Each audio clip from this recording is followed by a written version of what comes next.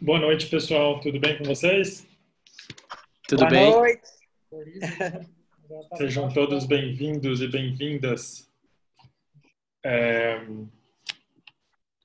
A gente... Dominique acabou de entrar. Seja muito bem-vinda, Dominique. Aqueles que vieram, que participaram na semana passada, eu vou retomar um pouquinho do que a gente falou na semana passada para permitir que as pessoas que estão se juntando a nós essa semana tenham a oportunidade de entrar em contato com essas ideias, né? E daí depois a gente passa para nossa prática, todo mundo junto, tá bom? Então, vou pedir para que vocês nesse momento silenciem os microfones de vocês, para a gente não ter som vazando, né? E vamos recapitular então. Então, para aqueles que não estavam e para aqueles que estavam e gostariam de lembrar um pouco, né, do que a gente conversou, o tópico do nosso último encontro foi Shraddha ou Sada, né, que em sânscrito Pali, né, significa fé ou confiança. Então a gente começou falando sobre esse aspecto da prática, né, que seria um aspecto raiz, fundamental, e que esse conceito de Shraddha ou de Sada no budismo, ele não é um conceito que nos remete à fé cega, né? Ou ao acreditar, em primeiro lugar, um salto de fé, como a gente costuma pensar. Né? Então, eu não conheço, mas através de um salto de fé eu me lanço numa prática sem saber para onde eu estou indo. Não é uma fé nesse sentido, mas está mais próximo do conceito de confiar. E esse confiar tem a ver com as nossas relações, né? Tem a ver com estabelecer relações, com nutrir essas relações, desenvolver familiaridade. E através desse familiarizar-se, a gente vai nutrir confiança na prática. Daí a gente vai aos poucos criando essa certeza de que a prática vai nos trazer bons resultados, bons frutos.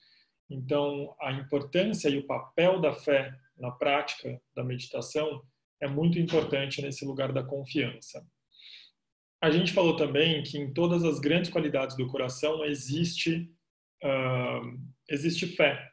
Se a gente pensar, por exemplo, nas três grandes práticas, nas três grandes qualidades no budismo, né, que seriam justamente a bondade, a prática meditativa e a ética, nos três a fé está super presente. Está presente na bondade, na generosidade, porque se nós não tivéssemos fé, se não confiássemos no outro, no objeto da nossa bondade, não teríamos por que ser bondosos. Somos bons porque confiamos no outro, então isso é ter fé. Da mesma forma, quando nós somos éticos ou morais, isso significa que nós confiamos, nós temos fé na sociedade. E por isso, por confiar na sociedade enquanto espaço de proteção, nós zelamos por ela. Então, ser ético é um ato de confiança. E por fim, a prática de meditação, que nós estamos nos debruçando aqui, né, neste evento, nesse nosso encontro, ela é, em última instância, um ato de fé em nós mesmos. Porque, veja bem, usamos a palavra meditação, mas, na verdade, a palavra meditação foi uma tradução, né? Qual seria a palavra para esta prática no sânscrito ou no Pali, né? A gente está falando de bhavana, né? Bhavana significa cultivar.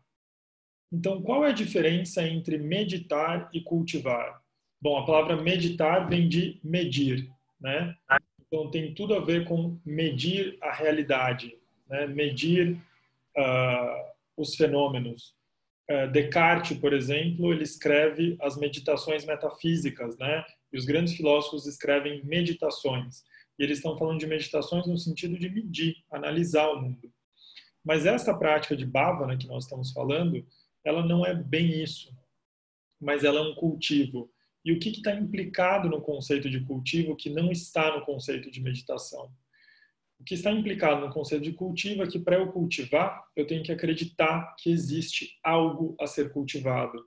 Ou seja, eu tenho que ter confiança que dentro de mim moram qualidades essenciais que podem ser nutridas através da prática. Então, bhavana, ou a prática de meditação, nela já está embutido a confiança em nós mesmos, né? Porque é o conceito de cultivar e de que há qualidades inatas em nós que precisam ser fortalecidas. Então, a gente falou que nessas três grandes práticas, nessas três grandes qualidades, existe fé e confiança presente em todas elas, e a gente também viu um vídeo da prática de RAIN, né? Que é reconhecer, acolher, investigar e nutrir, que eu posso passar de novo para quem está entrando hoje pela primeira vez. Tá certo? Então, esses foram assuntos que a gente explorou no último encontro. E agora eu queria convidar vocês para a gente praticar um pouquinho. Pode ser? Para a gente se conectar. Então, vamos lembrar um pouquinho de quais são os primeiros passos, né? Então, o primeiro passo, claro, é achar um lugar que seja conducente à prática. E o que é um lugar conducente? É um lugar que não tenha muito barulho, de preferência nenhum barulho, que não tenha nenhum tipo de agitação, que não tenha nenhum tipo de, digamos assim, ameaça à sua tranquilidade, né, à sua calma. É um lugar onde você se sinta bem, de preferência, e daí encontrar uma postura confortável, uma postura estável, né? Se você tiver condições de reduzir um pouquinho a luz do lugar onde você está, também é bacana, também ajuda, diminui a luminosidade, naturalmente diminui a nossa animosidade, né? A nossa agitação. Bem, depois disso, a gente vai olhar para o nosso corpo, né? Para a nossa postura. E a postura, eu costumo ser muito pouco ortodoxo com a postura, né? Então, aqueles que estão sentados ou sentadas em cadeiras podem continuar nessa posição. Daí a gente só vai observar sempre a coluna reta, isso é inegociável, né? Que a gente tem a nossa coluna reta. Isso é muito claro porque a gente precisa de um bom fluxo de respiração natural, confortável. Então a gente tem a caixa torácica bem tesa, né, bem reta, mas ao mesmo tempo relaxada. E como a gente faz isso? Garantindo que as nossas vértebras estejam todas empilhadas, como se elas fossem pedrinhas, umas em cima das outras. Então vamos aos poucos ir notando se os ossinhos das nossas costas estão empilhados, né? Se eles estão encaixadinhos. Isso vai ajudar a gente a relaxar e encontrar um eixo, né? Os nossos ombros e braços relaxados, né? Caindo paralelos com o nosso corpo. As mãos podem estar repousando sobre as pernas ou sobrepostas em cima do colo, como for mais confortável. As pernas paralelas, os pés plantados no chão. Se você estiver sentado ou sentada no chão, pode cruzar as pernas da forma que for mais confortável. Não há nenhum pré-requisito sobre como cruzar as pernas. Se você tiver escolhido a postura no chão, pode também usar uma almofada debaixo do cóccix para elevar um pouco a coluna. Isso pode ajudar as pessoas que sentem dor na lombar. Se tiver um tapete, pode também fazer essa prática deitado ou deitada. em postura de Shavasana, como a gente conhece no yoga, né, que seria a postura do cadáver, aquela postura em que a gente está com as pernas paralelas, levemente afastadas, os braços também paralelos com o corpo e as palmas das mãos viradas para cima. Isso também é uma postura boa para relaxar. Uma vez que você encontrar essa postura natural, a gente vai passar agora para os olhos, né? Os olhos podem ser abertos ou fechados. Se você escolher fechar os olhos, você pode procurar também relaxar ao máximo as pálpebras, não ficar fazendo muita força para fechar os olhos. Se deixar os olhos abertos, pode simplesmente abaixar o olhar, como se estivesse olhando na altura da ponta do nariz, para evitar distrações. E aos poucos, se a gente encontrou o nosso equilíbrio físico, se o nosso corpo está bem estabelecido no estado de quietude, a gente vai passar para a nossa respiração. A gente vai observar uma respiração natural. Uma respiração onde não há esforço, não há tentativa de controle. É como a água do mar batendo na areia da praia. Não existe onda certa ou errada, existe apenas a onda. O mar não faz esforço algum para lançar suas ondas. O mar inteiro é inteligente. Há uma inteligência que regula as ondas que vão e vêm. Da mesma forma, nós vamos confiar no nosso corpo como mar e na nossa respiração como as ondas. Vamos deixar que o corpo respire conforme sua própria necessidade.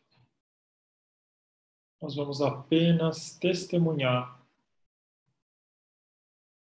essa respiração acontecendo com uma ação de curiosidade, de observadores.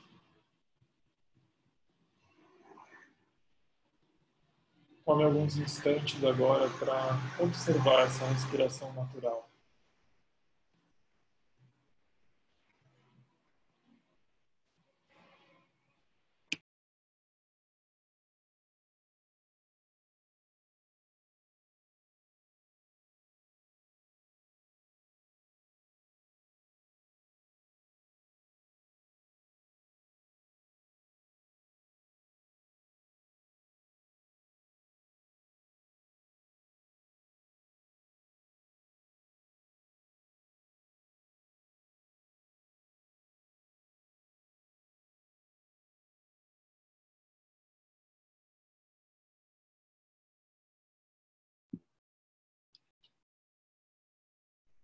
É natural que aos poucos, conforme a gente testemunha essa respiração natural, ela vai se tornando mais profunda, um pouco mais demorada. E é possível também que a gente passe a sentir algum prazer em simplesmente observar o nosso corpo respirando. Sustentem a atenção nessa sensação de prazer, de bem-estar. Repousem nessa respiração natural. Descansem.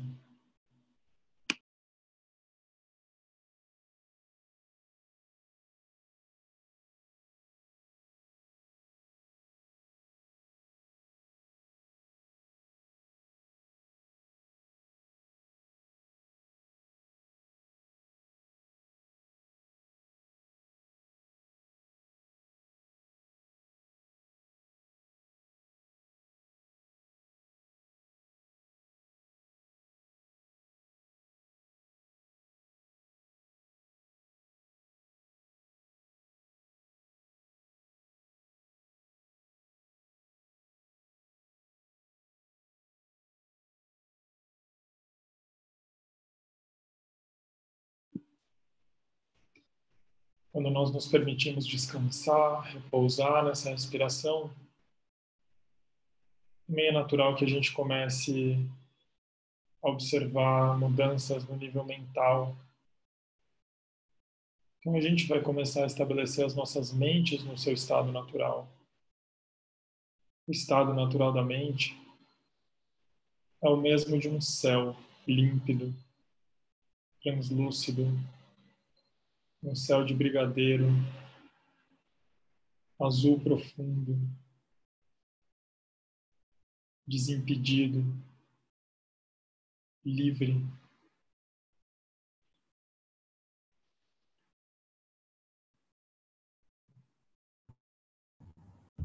Nuvens, aviões, balões, todos esses objetos que aparecem no céu,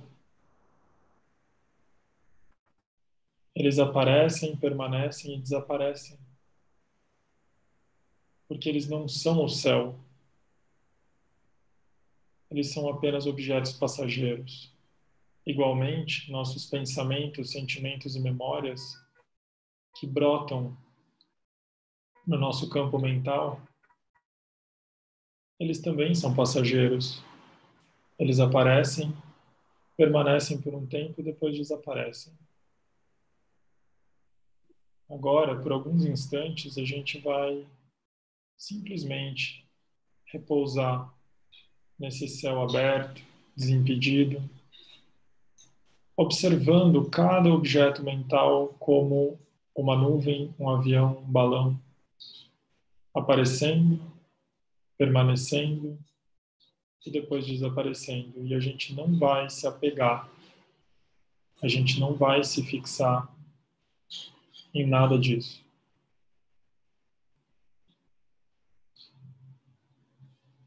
O nosso foco será sempre repousar, descansar nesse espaço mental que é livre.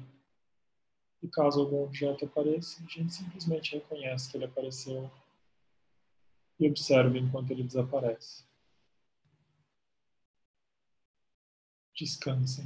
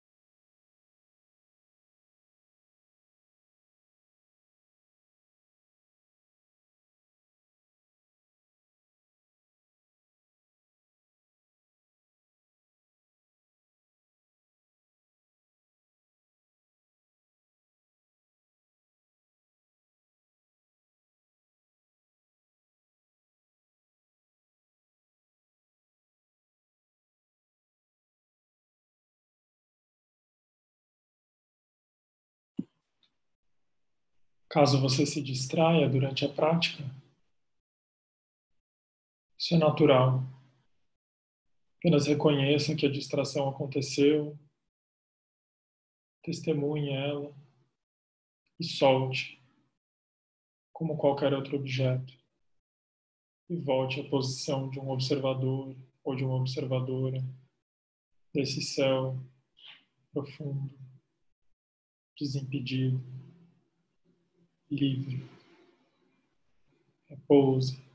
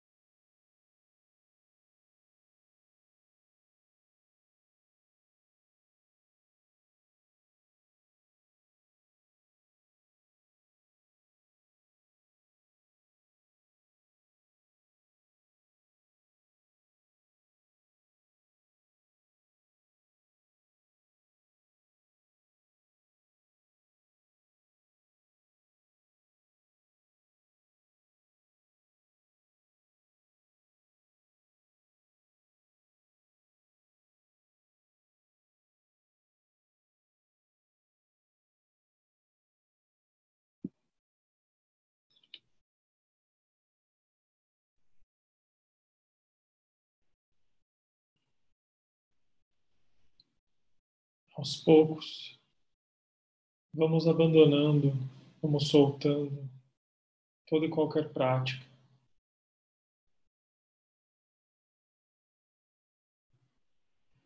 Até mesmo esse céu límpido, desimpedido. E vamos repousar agora em uma das nossas grandes qualidades, que é o desejo genuíno de ser feliz.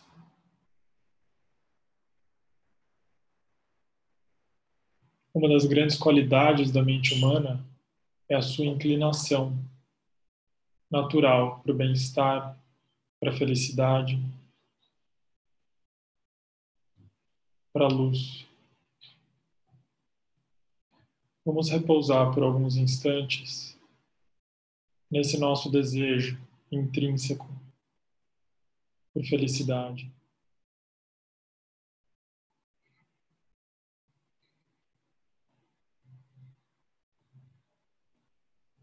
É natural que brote um sorriso, um bem-estar.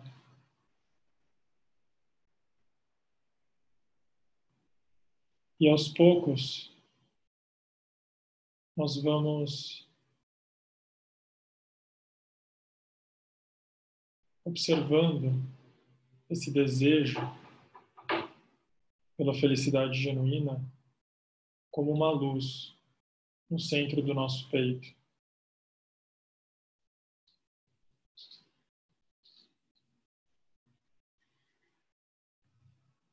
Essa luz pode ter qualquer cor. O importante é que ela irradie.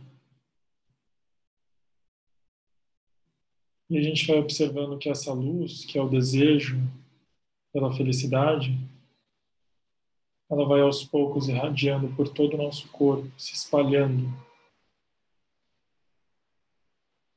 com sensações de calor, presença.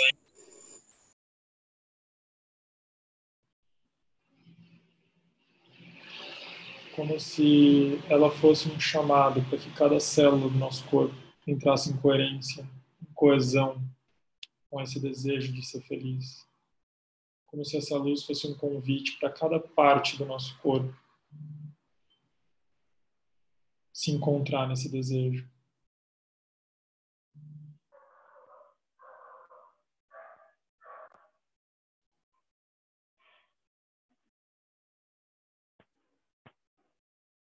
Agora, essa luz que irradia do seu peito para todo o seu corpo, ela se expande para além do seu corpo. E ela irradia para todos os lados, tocando todos os seres, primeiro aqueles mais próximos de você,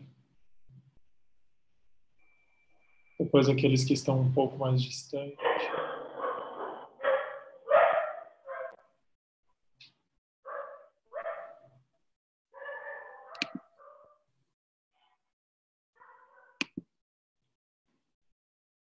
E conforme ela vai tocando as pessoas, ela vai provocando essa sensação de coerência, de conexão com o outro, pois todos desejamos atingir a felicidade genuína.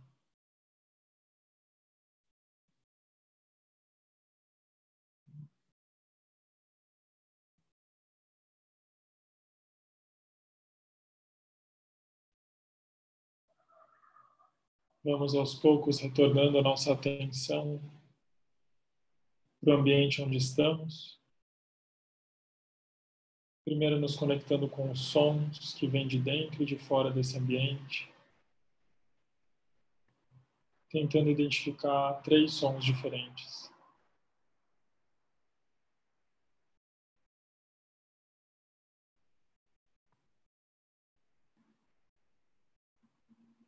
Se você já conseguiu identificar 3 sons diferentes, pode começar a mexer os dedos das mãos e dos pés,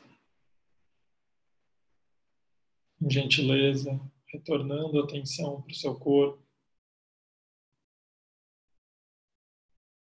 Se você decidiu fechar os olhos, pode aos poucos ir abrindo. Se escolheu abaixar o olhar, pode focar novamente. E a gente vai usar 3 respirações profundas para revigorar nossa atenção mental. Cada vez que você puxar o ar, concentre-se na sensação de vivacidade, clareza, luminosidade que o ar traz para sua mente.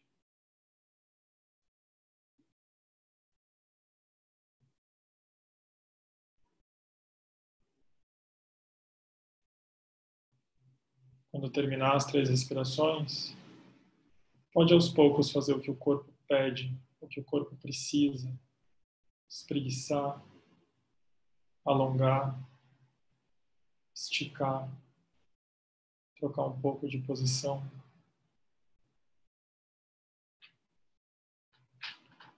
Se você decidiu abaixar a luz do ambiente onde você está, a hora que você quiser voltar, toma cuidado para não machucar os olhos.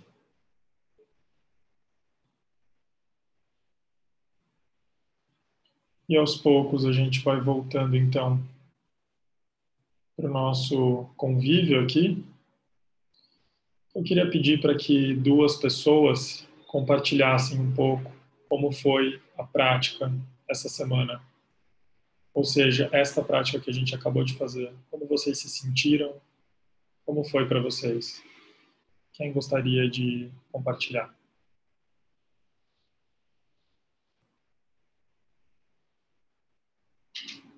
Eu posso falar. Muito obrigado, Dominique. Vai lá.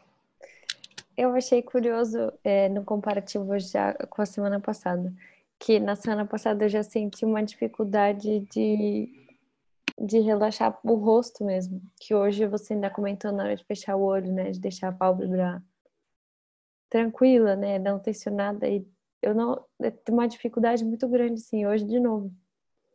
Parece que hoje até mais. E eu acho curioso porque tô com um pouco de alergia, bem pouco, mas que eu consegui sentir até aqui, assim, né, da sinusite, rinite, enfim, por aqui, mas que hoje para mim ficou mais claro, assim, no meio dessa coisa de sentir que eu não conseguia relaxar o rosto, sentir um pouco da alergia aqui, assim.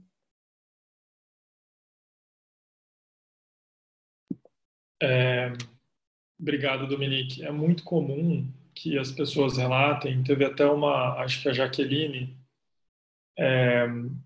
que estava fazendo prática com a gente presencial lá no Tibet House, ela comentou, não sei se a Dulce lembra, né, se as pessoas que estavam lá lembram, mas ela comentou que ela estava sentindo formigamento no rosto, ou às vezes hipersensibilidade, e eu falei para ela que, na verdade, isso é muito comum, né? Quando a gente para e a gente se dedica a focar a atenção na gente, principalmente as regiões do nosso corpo que tem bastante, que são que são bastante abastecidas de nervos, né? Elas são bem capilarizadas, né? E tem bastante terminação nervosa. Elas começam às vezes a pinicar, a coçar. É muito comum. É pouco comum, por exemplo, nas costas, porque as costas, a superfície das nossas costas, ela tem poucas, né, poucas terminações nervosas, tem menos sensibilidade. Agora, mãos e rosto são áreas muito sensíveis. Então, é super possível que a gente tenha algumas sensações estranhas no começo, quando a gente coloca o foco na gente. Mas isso é natural e isso passa com o tempo, e principalmente o tempo de uma prática, né? A gente recomenda que se pratique por mais ou menos 24 minutos. 24 é um gatika, né? Que é uma unidade, uma medida indiana, né? De tempo. A gente recomenda no mínimo 24 minutos, mas a gente não tem tanto tempo assim aqui, né? A gente faz mais uma degustação, uma demonstração. Mas em casa eu recomendo que vocês façam aproximadamente 24 a 25 minutos. E daí aos poucos você vai ver que essas áreas que estão muito tensas ou que elas estão com uma sensibilidade esquisita, aos poucos isso vai passando. Beleza? Mas Sim, tá. legal você lembrar essa coisa de relaxar o rosto, né? Eu sempre falo da pálpebra porque algumas pessoas se forçam a fechar os olhos. E quando elas se forçam, naturalmente elas apertam as pálpebras. E isso não é o indicado. Na verdade, o mais indicado é meditar de olhos abertos, né? Com os olhos que a gente chama de semicerrados, né? Ou com esse olhar baixo. Se a gente olhar, por exemplo, as estátuas do Buda e desses grandes praticantes, normalmente eles estão com os olhos semicerrados, né, olhando baixo. Isso porque quando a gente fecha os olhos, é muito comum que a gente fique que a gente mergulhe nesse mundo interior, e esse mundo interior, com a sua imaginação e com o seu poder de criação, ele pode nos levar a muitas distrações, né?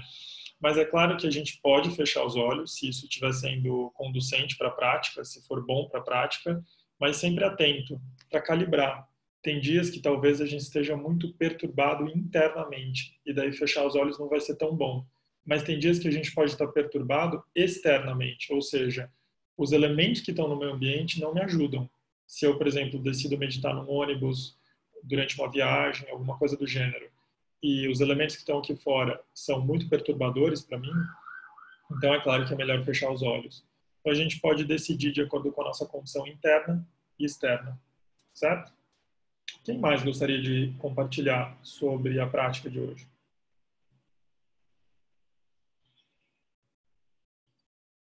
Oi, Valentim, é o Hugo. Oi, Hugo, tudo bem? Tudo bem? Então, jovem, quando você falava daquele, a nossa mente como um céu de brigadeiro, né? Uhum, E falava ali do avião passando, um balão, né? uhum, Então hoje eu percebia isso, porque hoje eu estava de férias, né? Então hoje eu voltei a trabalhar, né? E tô de home office, né? E hoje foi aquele dia de ver as pendências, né, rapaz? O que ficou para trás, o que tem para fazer de novidade, né? E aí, rapaz, olha, foram muitos balões que passaram. Somos humanos, né? Então, mas que bom que a gente aprende a meditar, né? Tá aprendendo essas técnicas que é para se tranquilizar, né? Mas enfim, é isso que eu queria compartilhar com você e com o grupo aí, né? Que eu realmente esses balões, esses aviões estavam passando aqui, e eu estava tentando ver se eles passavam bem rápido, né? Enfim, é isso, viu? Bom, Hugo, eu desejo um bom retorno ao que a gente chama de samsara, né? Ou o mundo da impermanência, do sofrimento, das distrações, das perturbações, porque essa é a natureza dessa existência, né? Sim, é verdade, E claro. a gente tira férias, mas o samsara não tira férias, nunca. E, e daí quando a gente volta, é claro que tem essa sensação de perturbação, e isso é normal. O mais importante, eu acho que a gente. O Dalai Lama, né, ele escreveu, essa semana ele publicou uma carta, né, uma carta sobre a situação do Covid-19, e o Geshe Lakhdar, que é um grande professor e diretor da Biblioteca de Obras e Arquivos Tibetanos, ele fez um vídeo. Está tudo publicado na página da Tibet House e na minha página também. E nesse vídeo e nesse texto, nessa carta do Dalai Lama, eles mencionam uma prática muito incrível, né, que é de um ensinamento atribuído a um filósofo chamado Shantideva. E nesse ensinamento ele diz assim: se tem alguma coisa a ser feita por esse problema, simplesmente faça sem necessidade de preocupação.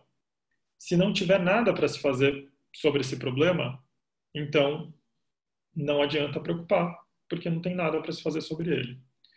Então, não precisa nem ficar explicando, né? Porque eu acho que já está explicado. A gente tem a gente tem muita habilidade para dar conta da primeira parte. Então a gente adora criar soluções para as coisas, e você como engenheiro, eu posso imaginar que ainda mais potencializado isso no seu treino mental, né? Mas quando isso vaza para a segunda parte, é aí que a gente sofre, né? Porque na segunda parte do ensinamento ele diz as coisas que não têm solução imediata, não tem solução agora, eu não tenho que fazer sobre elas agora. E daí, quando a gente vaza esse comportamento de ficar querendo criar soluções para esse departamento, daí a gente sofre. Então, uma boa recomendação agora é seguir os ensinamentos do Shantideva e aquilo que tem, nesse momento, aquilo que você tem o que fazer, pega e faz e não tem necessidade de se preocupar. E aquilo que você não tem o que fazer agora, não tem por que se preocupar, porque isso não vai ajudar a resolver mais rápido, né? Tá vendo? Esses filósofos indianos seriam ótimos engenheiros, não é verdade, Hugo?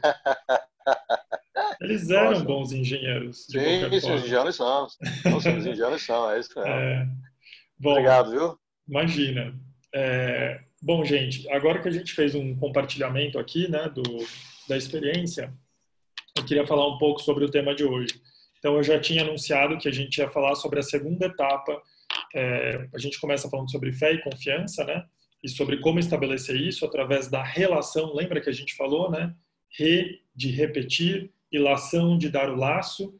Então, com a meditação não é diferente. É uma relação. Então, a gente tem que fazer muitas vezes, vai se desfazer, a gente faz de novo, vai dar nó, não vai dar certo, e a gente vai ter que ir fazendo, né? Então, é uma relação. Assim como tudo na vida, a gente vai se aproximar, se familiarizar e estabelecer confiança na prática.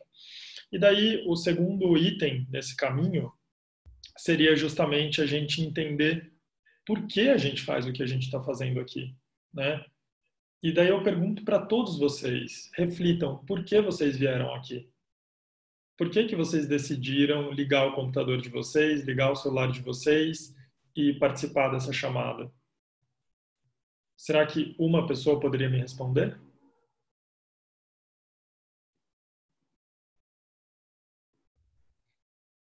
Karen, por que que você veio aqui? Oi, Oi, tudo bem? tudo bem. Vocês estão me ouvindo bem? Eu acho que o principal motivo é porque a gente precisa, acho que, cultivar cada vez mais as nossas virtudes, os nossos valores, né?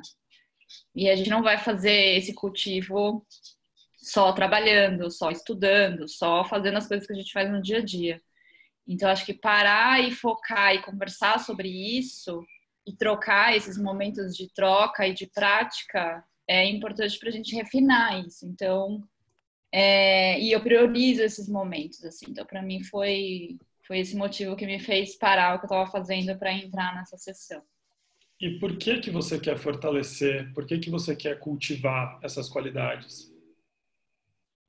Porque são elas que vão fazer eu seguir em frente, né? São essas qualidades que fortalecem e dão sustentação para que a gente passe por coisas boas e ruins, mas de uma maneira equilibrada, de uma maneira consciente, de uma maneira concisa. E eu acho que isso também ajuda e reflete nas pessoas com quem a gente convive, nos nossos amigos, nos nossos familiares, né? Não é só sobre mim, né? Eu acho que também tem um pouco do que a gente transparece para as outras pessoas, né? Do que a gente pode servir também como bons exemplos, assim. E também, óbvio que um pouco do que você falou, né? Na primeira conversa foi muito sobre relação, sobre ter essa confiança, estabelecer esses laços. E eu acho que a gente vai estabelecer esses laços de uma maneira estruturada, praticando o que a gente vem praticando, né? Não simplesmente fazer o que a gente faz normalmente. Maravilha. E a Inês ia falar, né, Inês?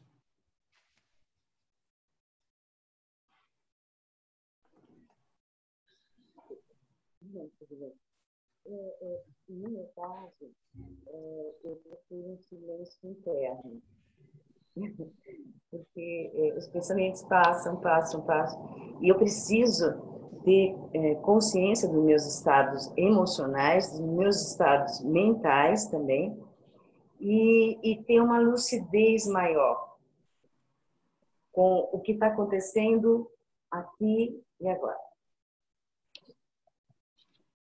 Muito obrigado, Inês. Eu acho que tem um elemento que alinhava, né, da cola. entre a fala da Inês e da Karen, e que é um elemento central para o que a gente vai falar hoje, que chama sofrimento. Estamos aqui porque sofremos. Essa é a verdade.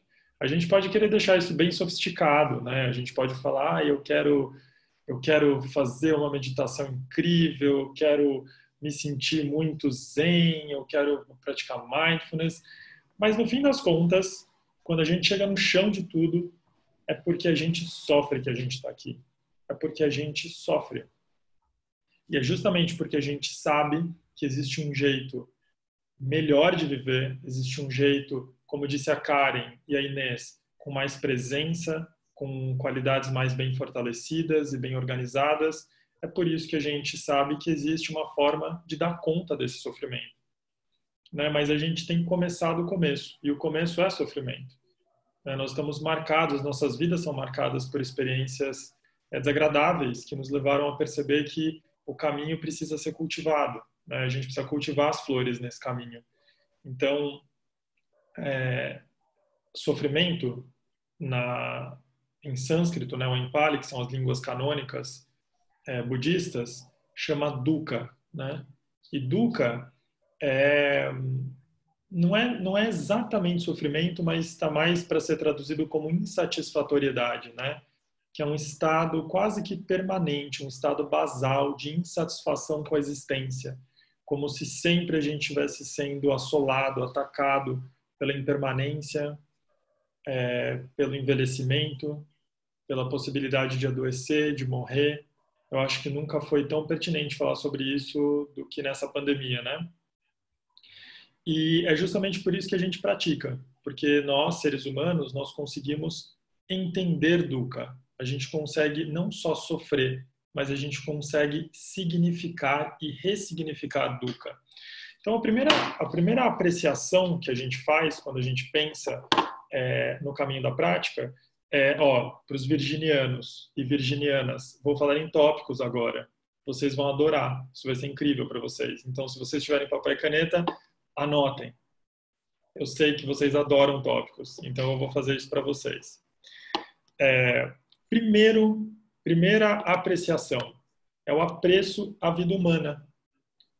Então, quando a gente começa a estabelecer a intenção para a prática, a gente começa estabelecendo esse apreço pela vida humana. E por que apreço à vida humana? Em sânscrito, essa língua canônica, né, a palavra usada para designar um ser humano é purusha. E purusha significa aquele que tem o poder para melhorar, ou para crescer, ou para evoluir. E se a gente pensar na nossa existência enquanto seres humanos, a gente sabe que isso é uma capacidade extraordinária nossa. Né? Os outros animais, eles latem ou miam. Né? Então, se eu pegar um cachorro e eu pegar ele bem filhotinho e trancar ele num quarto sem contato com ninguém, ele eventualmente vai latir. Ele não vai miar. Ele não vai coachar. Ele vai latir. Agora, um ser humano, ele vai ter a possibilidade de desenvolver múltiplas e diferentes linguagens de acordo com os estímulos ou com a ausência de estímulos, né, que ele tiver no ambiente. Então, essa nossa capacidade de purusha, essa capacidade de evolução, ela é uma habilidade que ela tem que ser a gente tem que ter muito apreço por ela, né, porque a gente veio com a capacidade de ressignificar nossa existência. Tópico 2. Outro senso de apreço que a gente tem que ter é pela impermanência e pela morte, porque é justamente ao apreciar a impermanência e a morte que a gente ganha senso de urgência para praticar. Poxa, não precisa falar muito, é só a gente pensar no coronavírus, né? E nessa pandemia que a gente está vivendo. Eu sei que todos vocês devem ter passado o dia todo ouvindo falar disso, talvez não tenham se conectado aqui para ouvir mais ainda, mas nada como usar a vida, né, ela mesma, como experiência pedagógica, experiência de aprendizagem. E quando a gente é literalmente acertado, né, quando a gente leva essa porrada da vida, de enfrentar uma situação como essa, em que a impermanência e as incertezas nos são esfregadas na cara, como a gente está vivendo agora, a gente não fica com um senso de urgência para praticar, Para praticar o quê? Para praticar aquilo que é bom, que é conducente à vida. A higiene, o distanciamento social, certo? Então, para uma situação de pandemia, existem algumas práticas que são conducentes, essas são positivas, né?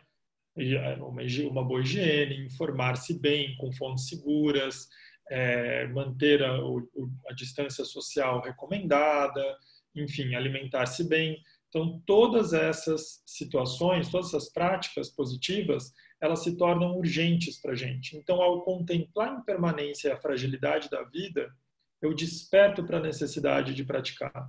Com a meditação não é diferente, mas é mais sutil, né? Porque é como o Buda ensinava, né? Ele dizia assim: se você for a um médico e esse médico te disser que você tem uma doença terminal, uma doença grave, sei lá, tipo um câncer, alguma outra doença grave, o que você faria?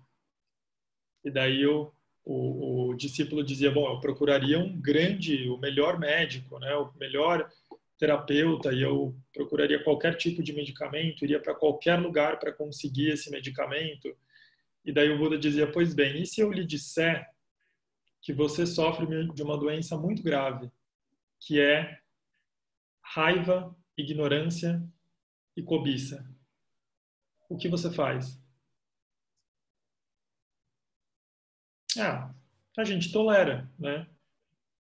Tudo bem, um pouquinho de ignorância, um pouquinho de raiva, um pouquinho de cobiça, né? Faz parte. Mas se eu te disser que você tem câncer, você vai querer imediatamente começar uma terapia, um tratamento. Então a gente não dá a mesma importância que a gente dá para a mente que a gente dá para o corpo, né? Então, da mesma forma, né, igualmente, quando a gente consegue, numa camada mais sutil, observar a urgência, né, quando a gente percebe esses venenos mentais da raiva, da cobiça, da ignorância, e como eles vão destruindo aos poucos a nossa mente, os nossos corpos, as nossas relações, a gente vai ganhar um senso de urgência para praticar. A gente vai perceber que praticar a meditação ou praticar o autocultivo não é simplesmente para conquistar um corpo da capa da Bons Fluidos, né? Aquelas mulheres esculturais fazendo bananeira na praia, né? De biquíni. Não é sobre isso, mas é sobre realmente, como disse a Karen, fortalecer as qualidades do coração para que a gente possa diminuir, aos poucos, mitigar esses venenos que nos destroem de dentro para fora. Essas são as duas contemplações, né? Os dois apreços que a gente deve ter como raiz, né? Para cultivar. E daí, a partir desses dois, quando esses dois existem, surge a intenção, né? Dele surge a intenção. E a intenção raiz, que seria uma intenção para nós que somos principiantes, né? Os praticantes avançados, eles com certeza conseguem desenvolver níveis de intenção magnânimos, né? Mas para nós que somos iniciantes, a intenção raiz, ela está apoiada em dois aspectos principais. Quando eu vou meditar, e daí quando eu estou falando exatamente a hora que eu vou meditar, quando eu vou entrar na prática, eu estabeleço as duas seguintes intenções. A primeira é abster-se de fazer o mal, certo? Então, abster-se de se envolver, de se engajar com ações que provoquem o mal, e a gente já vai falar um pouco mais sobre isso. E o segundo aspecto é fazer o voto de se envolver em ações positivas. Daí é claro que quando a gente pensa em ações positivas e ações negativas, é preciso definir o que é ação positiva e o que é ação negativa. Porque a gente sabe que tem um dilema ético, né? Do que é positivo, do que é negativo. Às vezes o que é positivo para mim não é positivo para outra pessoa e vice-versa. Então, para definir o que é positivo, existe um jeito, né? Tem uma forma. Então, toda ação positiva, que é puramente positiva, ela tem 3 características. De virginianos e virginianas, preparem-se, vou falar em tópicos de novo. Primeira característica, olha só, já está com a pentão na mão. Primeira característica, a característica do não apego. Vejam bem, eu não disse desapego. né? Eu não estou falando de OLX. Eu costumo fazer essa brincadeira. Não é desapego, porque desapego é a energia oposta do apego. Nesta prática, eu não quero nem puxar para mim, mas eu também não quero empurrar. Então, por isso é não apego. É uma atitude em que eu não estou fazendo nem força para puxar e nem força para empurrar. Certo? Quando eu estou na OLX, eu estou querendo me desapegar de uma coisa, eu estou querendo despachar, vender, né? Não é OLX. Se a coisa está lá, bem. Se a coisa não está lá, bem também. Essa é uma postura de não apego, o non-attachment em inglês, né? E essa postura vem seguida da segunda, que é a não animosidade ou a não raiva, né? Uma ação que não é motivada pela raiva. E essa vem acompanhada da outra, que é a não ilusão. É uma ação não iludida, né? A tradução não seria desiludida, né? Mas seria não iludida ou não ignorante. E estas três ações, né? Desculpa, essas três marcas de uma ação positiva, elas têm que estar todas amparadas numa compreensão correta da realidade. Então, por exemplo, se vocês me perguntassem assim, Valentim, mas a atitude de não apego, ela me parece uma atitude de indiferença. Nessa atitude não pode brotar compaixão, bondade, generosidade. Bom, não é bem assim. O que é uma atitude de não apego, por exemplo, se a gente for falar dos nossos parentes neste momento, ou dos nossos conhecidos e que nós tememos, por exemplo, que eles venham a contrair o vírus, se infectar com o vírus, né, e sejam vítimas dessa situação. O que seria uma atitude de não apego? Uma atitude de não apego seria uma atitude em que eu gero, sim, bondade, compaixão e generosidade para ajudar essas pessoas, mas baseado numa apreciação correta da realidade. E o que é uma apreciação correta da realidade? É entender a impermanência, certo? É entender a característica do não eu, ou da ausência de uma identidade própria, né? De uma essência própria. E o que essas duas compreensões nos ajudam? De um lado, é entender que eu não consigo dar conta da impermanência. A impermanência está nesse rol de coisas que eu falei para o Hugo, que eu não vou conseguir resolver. Então, ficar preocupado com a impermanência, com as coisas que vão mudar, não vai me ajudar. Essa preocupação não vai ajudar a impermanência a mudar. Segunda coisa é quando a gente se identifica com uma identidade fixa, né? Quando a gente fica apegado a uma identidade. Então, por exemplo, quando eu não consigo aceitar que os outros cuidem de mim, porque eu me identifico com a posição de cuidador, ou vice-versa também. Quando eu só aceito que os outros cuidem de mim e que eu não cuide dos outros. Então, eu também sofro e faço sofrer. Então, quando eu parto para a relação permitindo que as identidades emerjam de acordo com a necessidade, né? Hoje eu sou cuidado, amanhã eu cuido. E quando eu entendo que a impermanência virá e que ela mudará as condições, fica muito mais fácil desenvolver uma atitude altruísta e bondosa sem se apegar. Vocês percebem a diferença? Faz sentido?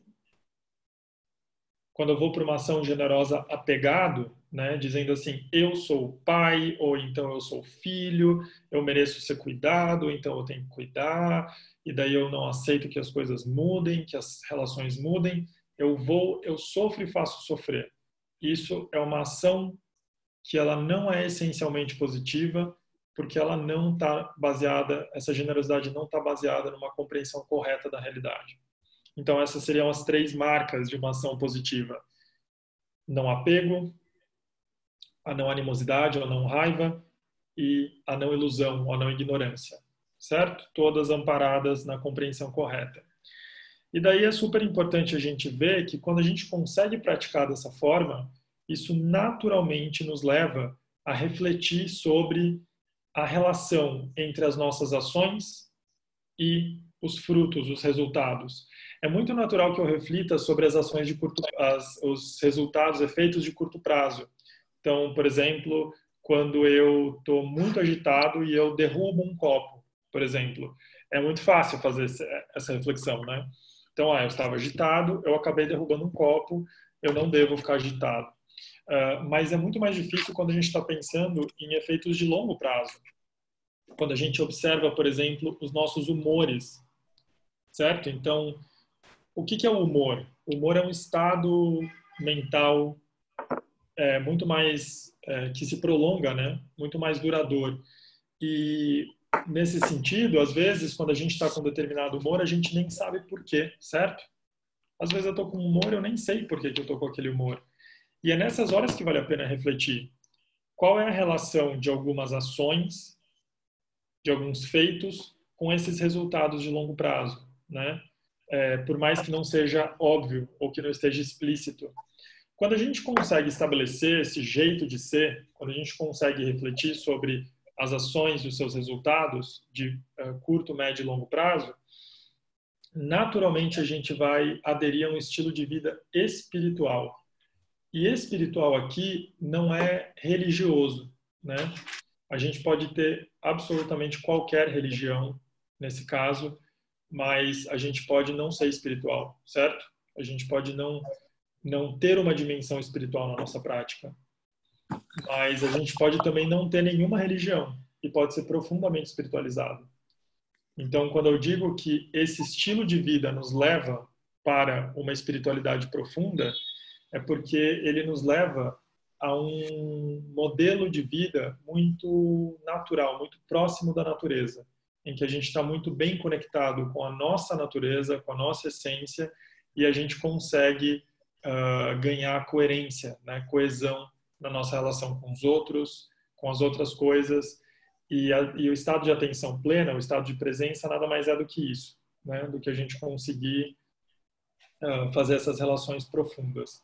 Então, retomando o que a gente falou hoje, né, a gente falou hoje de que amparados no apreço pelo valor da vida humana e o senso de urgência que a gente ganha quando a gente percebe a impermanência e a morte, surge daí uma intenção, e essa intenção inicial, intenção raiz, ela toda vez que a gente senta para praticar, a gente vai repetir para nós mesmos, né? Isso é um processo mental, a gente realmente vai fazer isso, a gente vai dizer para nós mesmos, né?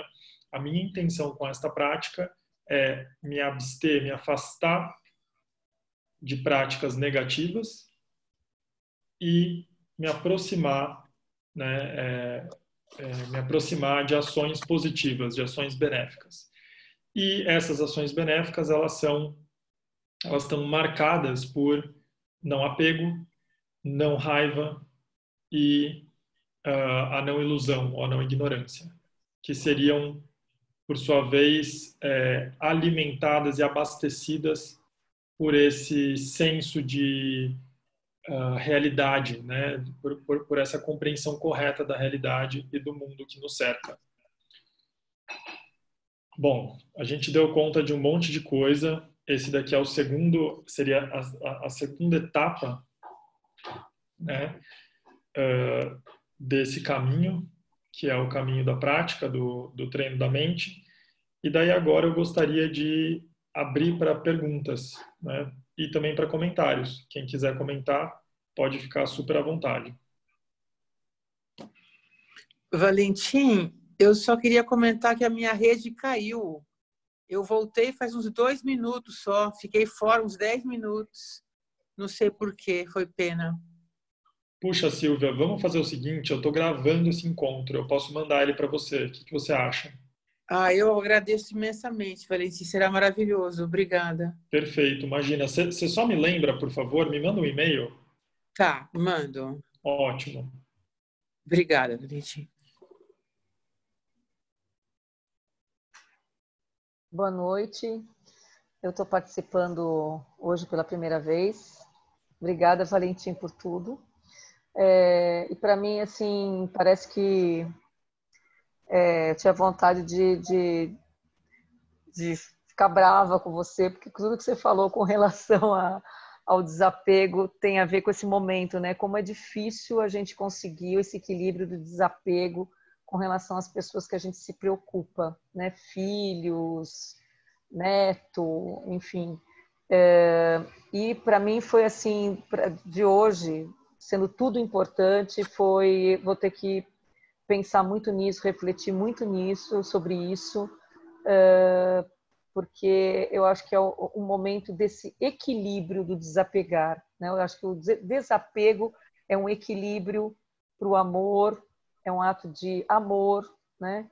De consciência daquilo que a gente deve fazer, né? Então, para mim, eu agradecer muito essas tuas palavras. Obrigado, Cláudia. Que bom que você se juntou a gente. Espero que você volte na semana que vem. Só lembrando, né? Eu sei que às vezes é simplesmente um jogo de palavra mesmo, né? Mas é importante a gente lembrar que, na verdade, é um não apego, né? E esse não apego, ele é justamente essa ação linda de abrir a mão. Quando eu estou apegado, eu estou segurando alguma coisa com muita força, né? E quando eu uso o não apego, é como se eu simplesmente fizesse isso daqui, ó, com esta graça. E a graça é muito importante. De verdade. Eu estou falando sério. A graça. A graça com que eu faço isso é fundamental. Porque uma coisa é eu fazer isso aqui, ó. Outra coisa é eu fazer isso daqui, ó.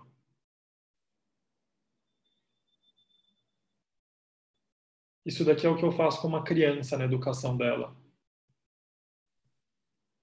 Certo, Cláudia? A criança... Maravilhoso, perfeito. Maravilhoso. A criança, ela não tem ainda as ferramentas que ela precisa para eu simplesmente fazer isso daqui. Ela vai se romper se eu não cuidar de ir abrindo a mão assim, ó. Quando é um bebê recém-nascido, eu cuido assim, ó. Porque a vida é muito frágil. Quando esta criança vai crescendo, eu vou aos poucos abrindo, até o momento que eu solto. Eu só solto. Então, esse ato de soltar, ele tem a ver com uma graça. Essa graça é fundamental no gesto do não apego. Então, eu te convido a também não se violentar nesse momento de medo que a gente está aprendendo junto ainda como vivê-lo, porque ele é muito novo para nós. A gente nunca viveu tal situação antes. É o maior desafio que nós estamos vivendo juntos. Vamos aprender juntos. Então, não se puna também caso você não esteja conseguindo, né? A gente vai aprender junto, mas as pessoas que são seus entes queridos, as pessoas com quem você se preocupa, faça isso, né? Solte com graça, não precisa simplesmente soltar, né? Vá soltando com graça, vá soltando com essa dádiva, né? Mas muito obrigado pelo seu comentário, Cláudia. Se precisar, manda e-mail, a gente conversa por e-mail também. A gente está junto para passar por isso, tá bom? Muito obrigada, mas eu acho que essa tua representação agora, tua metáfora, que não é uma metáfora, né? A palavra graça foi de uma... perfeito, muito obrigada. Que bom, Cláudia. Obrigado você. Boa sorte, viu? Para todos nós. Valentim.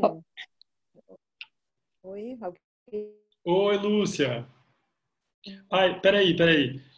A Alessandra, ela usou a ferramenta da mão levantada. Eu acho que a Alessandra já queria falar. Vamos deixar a Alessandra falar, Lúcia, e daí você levanta a sua mão aí. É a primeira vez que eu tô entrando, então também não sabia como que vocês estavam se organizando, né? Então faz mal. Obrigado por ajudar a gente, Alessandra. Primeiro de tudo, é um prazer te ver aqui, Ale. Eu, na hora que eu vi, eu falei, por que esse danado não divulga isso? Já passei por um monte de pessoas queridas e a semana que vem a gente vai aumentar essa sala aqui. É um prazer. Ótimo. O Valentim é uma pessoa que eu descobri há pouco tempo e fizemos um trabalho juntas, né? E eu falava para ele, eu tenho muito que aprender com você. Então, quando eu vi a oportunidade, eu quis agarrar. Não pode agarrar, tem que soltar, lembra, Lê? Tô brincando. Então, mas é em relação a isso que eu quero falar, porque eu nunca tinha parado de pensar. E essa relação entre agarrar comigo é por esse lado cuidador, né? Eu assumo muito esse papel e é uma coisa que nos últimos anos eu tenho percebido isso, então por querer cuidar de tudo eu acabo descuidando de coisas e esse momento traz muito isso, né? Eu tenho um filho adolescente e vim descobrindo isso do soltar com graça, a gente não tinha isso. Eu sou de Sagitário, então, embora eu não acredite em signo, eu tenho muito do arquétipo, né? Então, meu filho sempre foi educado com muita liberdade, para o mundo, que é para isso que a gente faz. Então, desde pequeno, tem passeio, vai dormir na casa de amigos. Então, a família, como assim? Ele só tem 3 anos, como que vai dormir? E ele lidou sempre muito com isso, porque eu achava que é isso, tem que ser autônomo, tem que viver as coisas, né? E um pouco antes de vir tudo isso que a gente estava vivendo, chegou a época de sair, de ter festa, passou para o ensino médio, então começam outras coisas. E eu fiquei falando com os amigos, eu falei, não, vai ter e tal, eu vou deixar aí. Mas é muito cedo, não sei o quê. E aí a gente vai percebendo algumas coisas que a gente viveu e que vai ficando para trás, né? Ele recebeu o convite lá do terceirão e não sei o quê, e veio todo feliz me dizendo, vai ter a festa do terceirão, tarará, e é open bar. E ele tem 15 anos. Aí eu virei, olha, calma, você sabe que você tem 15 anos e você não pode beber, não é? Não bebe, não faz nada, mas assim, como que a gente tudo tá tão natural, ou naturalizado, que eu me peguei com isso. Aí o meu amigo virou e falou assim, eu não deixaria minha filha ir. E não sei o que, eu falei, não, eu vou deixar, porque se errar é bom que erre rápido, agora em que ainda houve, em que ainda que a sua mãozinha ainda está um pouquinho fechada, ainda, né? Eu posso, nem que se for assim, beliscar um pouquinho, eu ainda tenho essa, né? Olha, vamos acordar um pouco. Mas eu acho que é isso, casou muito com esse momento que eu estou vivendo, que é um pouco de aprender a soltar e descobrir por que a gente quer segurar, né? Porque a gente gosta, porque a gente ama. Eu tenho uma avó de 84 anos que até um mês ela estava dizendo que queria morrer. Hoje eu falei com ela falou, não, eu não vou morrer agora, não. Então, eu falei, vó, ouve o que a senhora está falando, então, né? Mas foi muito engraçado, como esse momento, como está tudo muito exacerbado, a gente está sentindo muito, né? As emoções e as nossas ações têm que ser repensadas muito rápido, né? Então foi isso, foi coisa de um mês, uma conversa que eu tive presencial e hoje ela, não, eu já falei, agora eu não vou morrer, não. Então a gente está tendo que lidar com muita coisa e esse silenciar, olhar para dentro, olhar o que vale, o que a gente quer, o nosso eu descolado dos nossos papéis, eu acho que isso é uma das coisas que eu tenho buscado e não sou muito disciplinada, faço várias tentativas de começar para valer, mas vou me organizar para estar junto com vocês aí nas quartas. Fico feliz, Ale, de ouvir tudo isso. Na verdade, eu vou abrir uma coisa aqui que eu vi no seu Instagram. Mas não se preocupa, é uma coisa fofa. Tá. A gente acompanha as pessoas pelo Instagram, a gente acaba vendo algumas coisas que as pessoas postam e refletindo, né? Se colocando um pouquinho no lugar também. E a Lê, esses dias, postou uma foto muito fofa. Ela estava, provavelmente, durante este confinamento, jogando Batalha Naval com o filho dela. E imagina, eu conheço a Lê, mas eu não conheço o filho dela. Mas ali eu já entendi muita coisa, né? Porque uma imagem vale por 1000 palavras. E eu joguei muito Batalha Naval com a minha mãe. Então eu já entendi ali o que estava rolando. Mas o que eu achei mais lindo e mais sensível foi o que ela escreveu na foto. O que você escreveu na foto, Ale? O tempo, implacável e adorável. o tempo implacável e adorável. Era uma foto do tabuleiro, né, aquele tabuleiro vertical de batalha naval, e o filho dela, que é um menino lindo, né, não o conheço, mas deve ser, não só fisicamente, mas deve ser, enquanto um ser humano, por ser filho da Lê, deve ser um menino incrível. Eu consegui entender tudo ali, né? Eu consegui entender como deve ser o insight de uma mãe que está agora acolhendo uma nova realidade, né? Que é um filho adolescente, um filho crescendo. Eu acho que nada melhor do que uma criança crescendo para nos mostrar que isto daqui não dura muito tempo. Sim. Né? Porque se a gente não faz isso daqui, a gente mata essa criança. A gente mata ela simbolicamente, né? Quando eu não abro, eu mato simbolicamente. E o que é matar simbolicamente? Nas palavras de Walter Ugumãe, no livro A Desumanização, matar simbolicamente uma criança é transformar uma criança num bonsai. O bonsai é uma árvore que morreu simbolicamente. Percebam a força disso. Ela morreu simbolicamente. Embora pareça lindo. Isso, perfeito. Você tirou toda a potencialidade dele, né? Perfeito, é isso. É isso. Você tirou a potência, né? Aquilo virou simplesmente um rastro, né, do que poderia ser. Então é isso que a gente faz com uma criança quando a gente segura ela, né? Ela vira uma criança bonsai, uma criança simbolicamente morta. Então é lindo. Perfeito. A natureza da vida nos ensina a soltar. E daí, se a gente não aprende por bem, a gente infelizmente vai aprender por mal, né? Vai aprender por mal, né?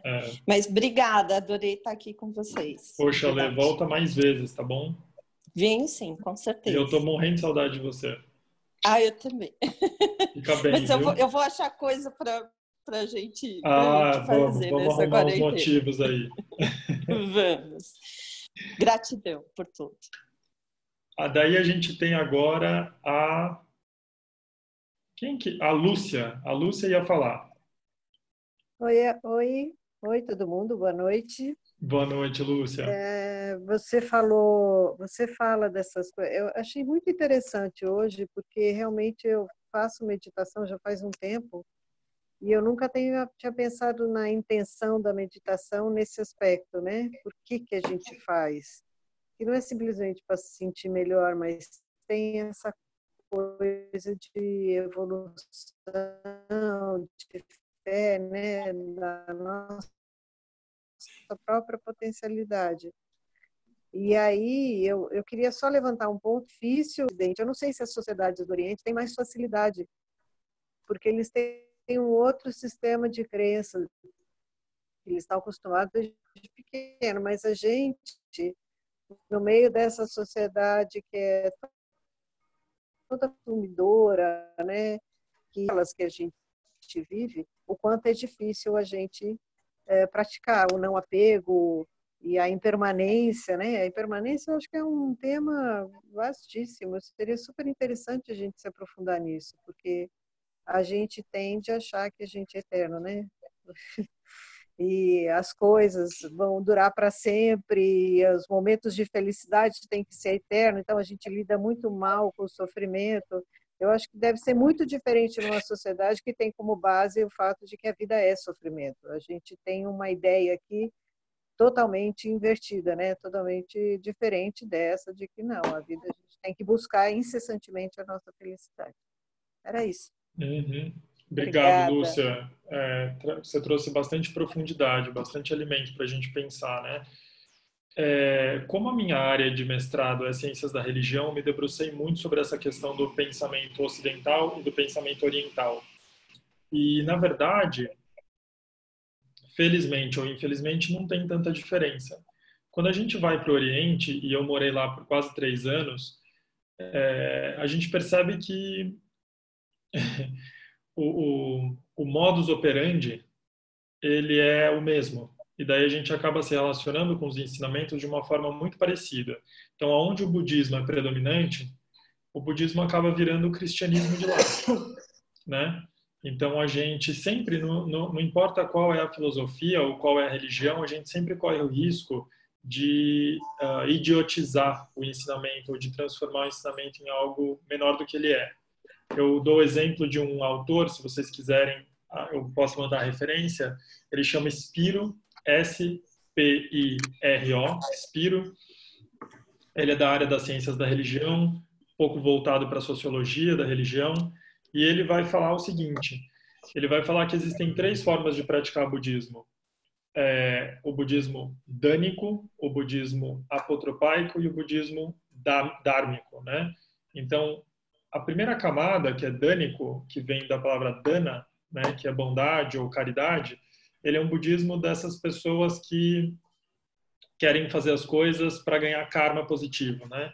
Então, tem uma grande camada, uma grande porção de pessoas lá na Ásia que praticam porque acreditam que estão acumulando como se fosse um credit karma, um cartão de karma positivo, onde eu acumulo créditos para ter uma próxima vida melhor.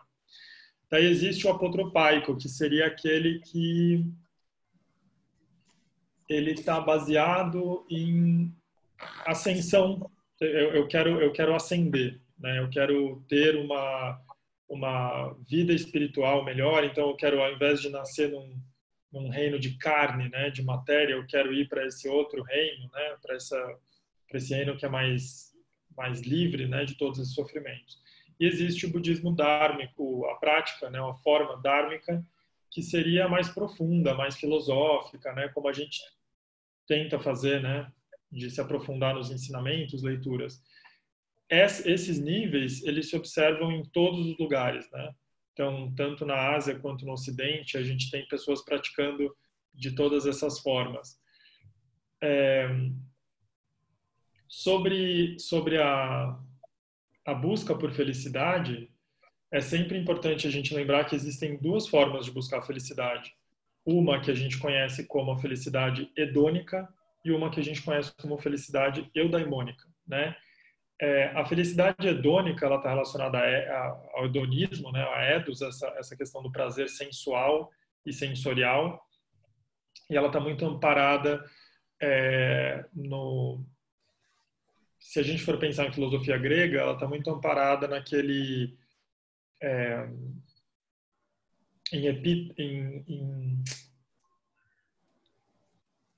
como é o nome dele?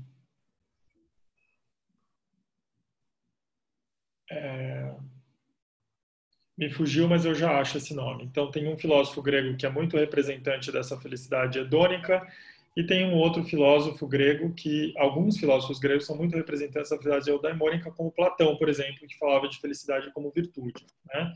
Então, quando a gente pensa nessa felicidade hedônica, que ela é perseguida através de a gente agradar os nossos órgãos dos sentidos, né? Oferecer beleza, oferecer bons cheiros, bons aromas, bons sabores, a gente está falando de uma felicidade transitória, né? Que ela passa quando esses estímulos acabam. Mas a felicidade eudaimônica, que é essa felicidade pela virtude, ela é uma felicidade que ela estabelece uma fundação, uma base, e ela vai construindo em cima, né? Ela é mais sólida, ela é mais permanente. Então, Epicuro é um representante da linhagem hedônica, certo? Então, quando a gente está falando da prática, é claro que a gente está se aproximando muito mais de uma felicidade eudaimônica, né? Uma felicidade genuína. Essa felicidade que ela não tem a ver com o que eu tenho ou com o que eu conquisto, mas ela tem muito mais a ver com a minha capacidade de ser quem eu sou e estar onde estou, né? Com presença. Então, é super legal a gente pensar que para eu chegar nesse estado, dukkha, ou sofrimento, a insatisfatoriedade, é um ingrediente essencial. E dukkha não é o objeto que me faz sofrer, ou a faca que fura a minha carne. Presta bem atenção nisso, isso aqui é muito importante. Dukkha é um fenômeno de contato entre a minha mente que percebe e o objeto que me causa dor. Isso é fundamental, porque senão as pessoas vão achar que o conceito de dukkha no budismo é de autoflagelo. ou é de apreciar o que me faz mal. Não é isso. Senão a gente cai lá na escola alemã, que entendeu o budismo como uma religião, uma doutrina negativa, pessimista. Não é isso. Eu não estou dizendo que eu tenho que apreciar a faca que me corta, mas eu tenho que apreciar dukkha, que é a percepção, que é perceber a insatisfatoriedade. Porque tem gente que está insatisfeita e que sofre e não percebe. Vocês entendem isso? Então, uma pessoa que não tem consciência, ela repetidas vezes faz coisas erradas que provocam sofrimento a ela e aos outros, e ela não tem consciência disso. Dukkha é quando eu percebo, a minha mente percebe. Esta ação provoca sofrimento para mim e para os outros. E daí é fruto desta percepção que brota o desejo genuíno de me afastar dessa ação. Então, dukkha é um elemento importantíssimo para que a gente possa crescer espiritualmente, né? Então, a gente já está chegando no final do nosso encontro. Eu queria lembrar vocês que, além de estabelecer a intenção no começo da prática, é super importante a gente dedicar os méritos da prática no final. E essa dedicação de mérito no final, algumas religiões tratam isso como oração, reza, o que quer que seja. Eu vou dar liberdade para vocês fazerem como vocês desejarem. O importante é que, neste momento, a gente reconheça os méritos gerados por esta prática. Que méritos são esses? São méritos do cultivo das qualidades do nosso coração. Né? Este tempo que a gente deixou de assistir televisão, a gente deixou de simplesmente dar conta dos problemas, é um tempo que a gente usou para cultivar qualidades que vão nos beneficiar e beneficiar outros. Então tem um mérito que é gerado, né, por essa ação. Então eu queria que a gente tomasse um minutinho em silêncio, cada um dedicasse esse mérito para todos os outros seres. E estas qualidades do nosso coração beneficiem todos os outros seres. A gente não vai guardar para a gente, não é, olha, nossa, eu me tornei mais sábio ou mais sábia, ai, que lindo, que delícia, que prazer de ser muito intelectual, de me sentir muito cabeçudo ou muito cabeçuda. Não, esse não é o propósito da prática. O propósito da prática é compartilhar isso com os outros. Então, por um minuto que a gente, em silêncio, olhos fechados, faça o voto genuíno de dedicar isto a todos os outros seres.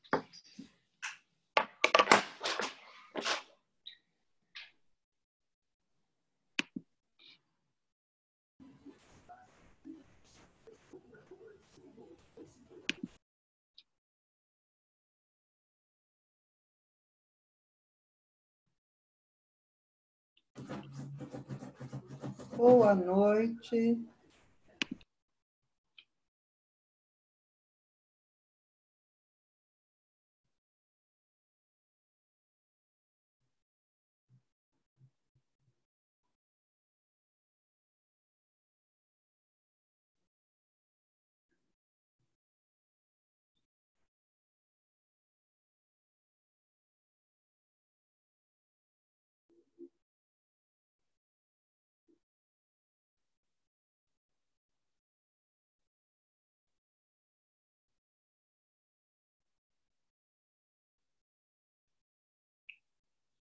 Então, aos poucos, a gente vai retornando para esse convívio.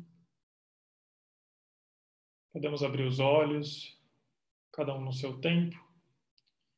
E eu novamente agradeço vocês por esse encontro. Desejo que a gente possa se encontrar de novo na semana que vem. Semana que vem a gente vai já começar a entrar em alguns aspectos. Para vocês terem ideia, esses 2 encontros foram só preparação, certo? Então, confiança, estabelecendo intenção. Isso é tudo prática preliminar. Semana que vem a gente vai começar a falar das práticas na meditação ou durante a prática. Beleza? Então, Inês, quer falar? Sim, por gentileza. Qual é a sua página que eu não tenho? Perdão? A sua página. Eu estou me referindo, na verdade, ao meu Instagram. Ah, tá. Tudo que sai da Tibet House eu também divulgo no meu Instagram, que para quem tem Instagram é Valen Conde. E daí vocês podem me seguir lá e vocês vão ver todas as publicações. E para quem não tem, Valentim, porque acabei de deletar definitivamente, porque entraram, pegaram senhas minhas e foi complicado hoje. Bem hoje. Eu acho que a melhor forma é usar o site da Tibet House mesmo. Tá bom. Tá bom?